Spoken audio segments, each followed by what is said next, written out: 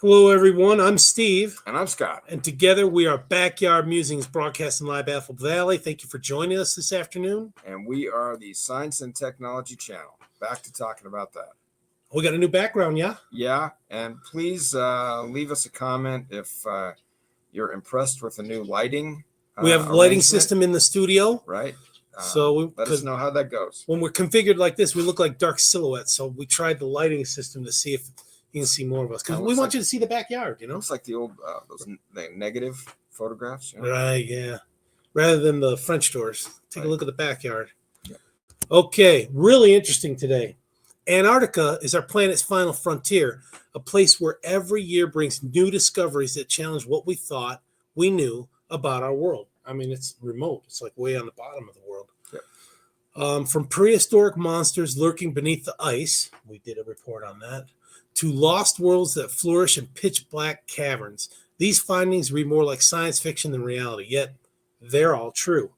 Despite being one of the most unexplored places on Earth, Antarctica still occasionally shares its secrets, and researchers are constantly looking for new things on the world's most underpopulated continent. That's an understatement, right?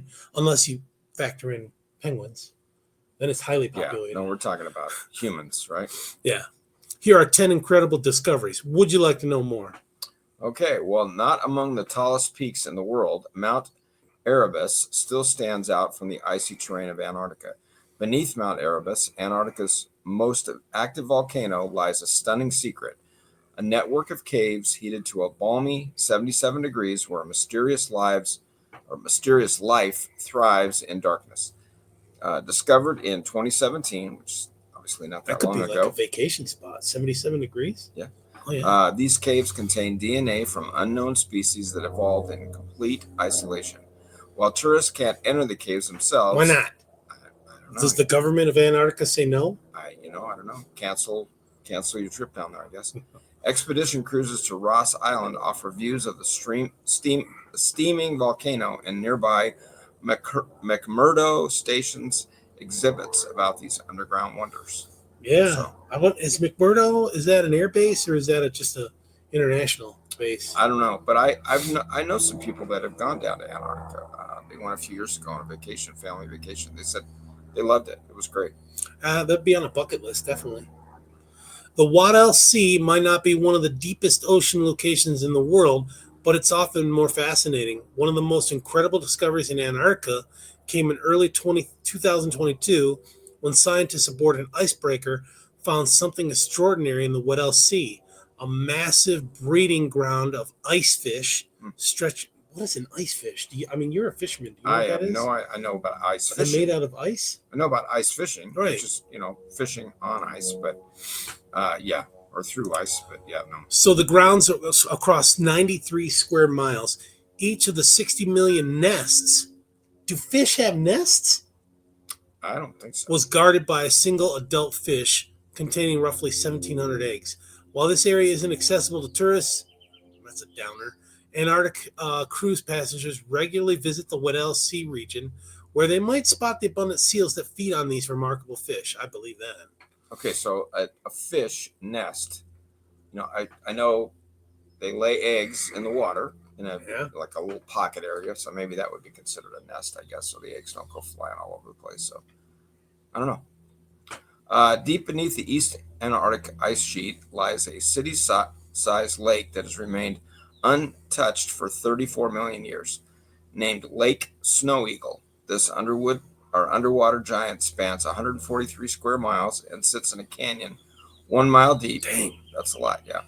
Buried under 2 miles of ice. 2 miles? That's 10,000 feet. Yeah, of ice. Yeah, that's crazy. Well, wait. 10,000 feet of ice. Yeah, that's a huge glacier, man. How they find these dimensions? I guess they're cores, I guess. It's far colder than any of the best lakes to visit in the U.S., but it's also likely a lot older. While visitors can't see the lake itself, what's the deal with all these things? I guess the discovery site is visible during scenic flights over the region, offering a rare glimpse of one of Antarctica's most significant subglacial features. Interesting. Among the strangest things found in the deep sea are weird creatures. We reported on that in those trenches, right? Predators, right? But no one knows what's at the bottom of this Antarctic trench. In the Southern Ocean lies a newly mapped. Now, that's funny. They call it the Southern Ocean. They also call it the Antarctic Ocean. Right. How do they know where Pacific Ocean and Southern Ocean or Atlantic and Southern, where the lines are? A newly mapped marvel that redefines our understanding of the Antarctic deeps, the Factorian deeps. I added the S. It's Factorian deep, but I think it sounds better, Factorian deeps.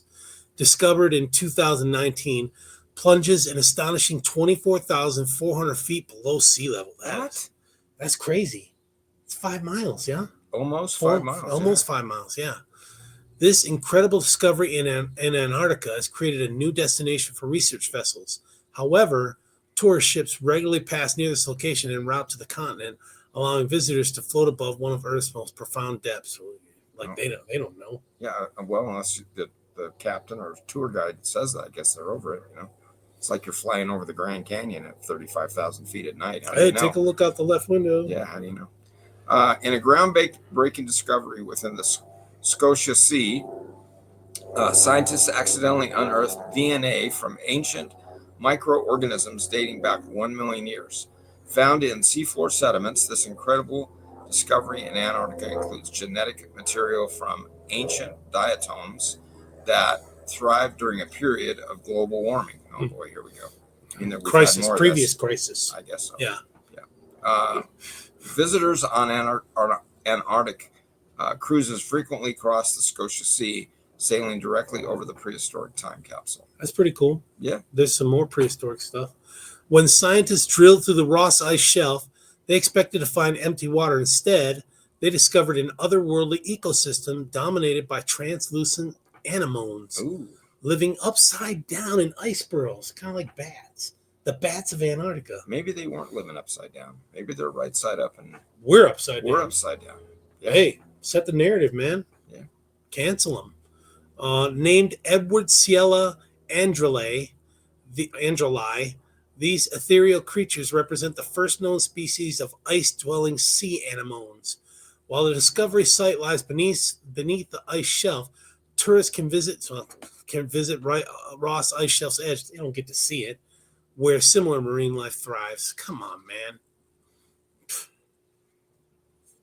That'd be a long way to go to just see a slide or something like that, or a picture, or pretend. Or go over. Yeah.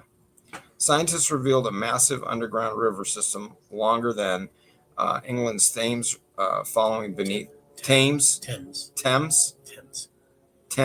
England. Pardon me from all the people who are from across the pond. So, falling beneath 4 separate ice masses. This waterway, which could raise global sea levels by 14.1 feet if its surrounding ice melted, drains a region equivalent to France and Germany combined. Well, that's pretty big. Well, 10,000 feet of ice, yeah. Yeah. While invisible to visitors, again, this river system can be traced through the visible features it creates on the surface ice, viewable during helicopter tours. Yeah, so I'm not getting a helicopter to fly over this. Over there, no. Think about Antarctica always has not been the South Pole. I mean, the pole shifts over millions and billions of years, right? So it was probably like Australia at some point. Maybe Australia was the southern pole. Broke off? Maybe. I don't know. But this place has got rivers. It's got balmy caves and volcanoes. And here's the other thing about the fossil stuff. In one of the most poignant, incredible discoveries in Antarctica, Robert Scott's ill-fated expedition found fossil leaves of the ancient Glossopteris plant. Despite facing certain death, the team continued carrying these precious specimens, which later proved that Antarctica was once connected to other southern continents. There you go, Pangea. Modern visitors to Ross Island can view these historic fossils at Scott's Preserved Expedition Hut. On Seymour Island, paleontologists unearthed remains of the largest known plesiosaur a ancient marine reptile measuring 40 feet long. This massive predator lived just before the extinction event that killed the dinosaurs, suggesting Antarctica hosted thriving ecosystems until the very end of the Mesozoic era. Today, visitors can explore Seymour Island's fossil-rich shores during seasonal expeditions. Okay, so we did a what was it? A segment on that pliosaur, like last month, because they found the eggs, the leathery eggs, right? Mean-looking creature. Yeah, and that was the one on Jurassic World, not World, Dominion, where that thing came up and grabbed that Indominus T-Rex, pulled it underwater. You ever see that? Chris Pratt? And, did not. Saw the first one. That's it. Ron Howard's daughter. Yeah, you didn't do that? Okay. All right. So what you're looking at on the screen, that legit looks like a pyramid, doesn't it? Yeah, Four sides. Kind of, yeah. Look, and you can see the spines and everything. Kind of the other one next to it looks kind of like that too. So a mountain that's hidden in a sea of snow in Antarctica looks strikingly like an ancient Egyptian pyramid when viewed from above. So do you think that the Egyptians traveled to Antarctica to get, an idea? Sizes and an idea? Draw out some rough sketches, bring it back to the Pharaoh? I don't know. No? But no human or alien hands were needed to build this peak. That's debatable. Or vice versa. That's debatable. Maybe they went from Egypt to Antarctica, started building these things. Oh, yeah. Got too blooming cold, so they Antarcticans. The Antarcticans went up there. Yeah. Huh. It was forged through the slow grinding process of erosion. That is debatable. The pyramidal mountain, which doesn't have a formal name, became internet famous. It doesn't have a formal name in 2016, but scientists likely knew about it before then. Maury Pelto, a professor of environmental science at Nichols College in Dudley, Massachusetts, previously told Live Science, a research base for climate scientists sits just south of the mountain in an area called the Patriot Hills. And you could probably see this mountain from up there, Pelto said. So, folks, we'd like you to name it. We want you to put your comments and name this pyramid. And we've seen a documentary on this where that is that temple, the pyramid, is where predators come every 100 years and they reawaken the queen that's underneath so that they can create aliens and test themselves. Their metal. There's a documentary about this. Okay. Leave us comments about our lighting. Scott, why are you laughing at me, man? Leave us comments about our lighting. Yeah, we want to know about the lighting. True that. All right, thanks, everyone. Take care, everyone. Thanks. That mouse always eludes me.